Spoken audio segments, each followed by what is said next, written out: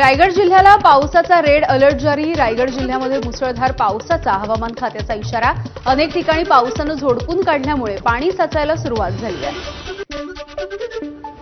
रायगड जिल्ह्यामधल्या 6 तालुक्यामधील सर्व शाळांना सुट्टी जाहीर करण्यात आली। वाढत्या पावसामुळे काही भागामधल्या नद्यांना पूर आलाय।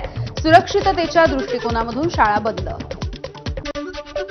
रायगडमधल्या पोलादपूर तालुक्यामध्ये सुद्धा मुसळधार पावसानं आता बॅटिंग करायला सुरुवात केली आहे। अनेक नद्यांना पूर आलाय तर सखल भागामध्ये पाणी साचलं। पावसामुळे जनजीवन विस्कळीत झालंय। मुसळधार पावसामुळे रायगडच्या रोहा तालुक्यामधल्या सोनगावाला या पावसाचा फटका बसलाय। अनेक घरांमध्ये पावसाचं पाणी शिरल्यामुळे जनजीवन विस्कळीत। स्थानिक प्रशासनाने नागरिकांना सुरक्षित ठिकाणी हलवलं। रत्नागिरी जिल्ह्यामध्ये पावसाची हजेरी। मंडणगड तालुक्यामधल्या भिंगळोली इथे बस डेपो परिसरामध्ये पाणी झालेलं होतं। दापोली फाटा समर्थनगर परिसरामधल्या घरांमध्ये सुद्धा मोठ्या प्रमाणावरती पाणी गेलेलं आहे। रायगडमध्ये मुंबई गोवा महामार्गावरच्या सुकेळी खिंडीजवळ पाणीच पाणी झालं। रस्त्यावरती पाणी साचल्यामुळे वाहनांचा वेग मंदावल्यामुळे वाहतूक कोंडीची समस्या। अर्धवट स्थितीमध्ये मुंबई गोवा महामार्गाच्या कामाचा वाहतुकीवरती परिणाम। मुसळधार पावसामुळे मुंबई गोवा महामार्गाला मोठा फटका बसलेला आहे। महामार्गावरच्या रायगडच्या खाम कोलाडजवळ वाहतूक कोंडी झाली आहे। पावसाचा जोर कायम राहिला तर वाहतूक ठप्प होण्याचीही शक्यता आहे।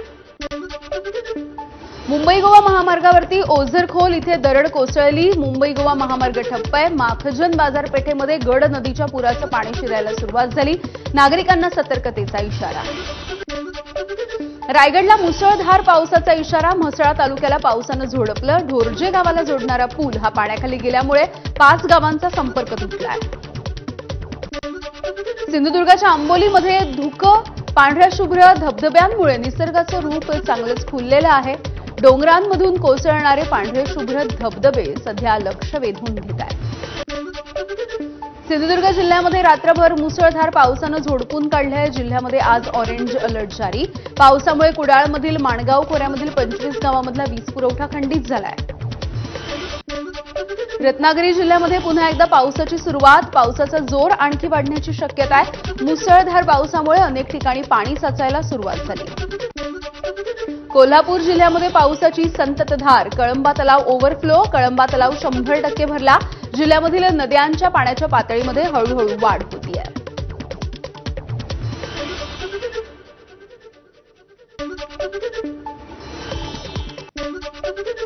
मुंबईच्या पश्चिम उपनगरामध्ये मुसळधार पावसाला सुरुवात झाली आहे। अंधेरी, जोगेश्वरी, गोरेगाव, malaड, कांदिवली, बोरिवलीसह सांताक्रूज परिसरामध्ये सुद्धा तुफान पाऊस।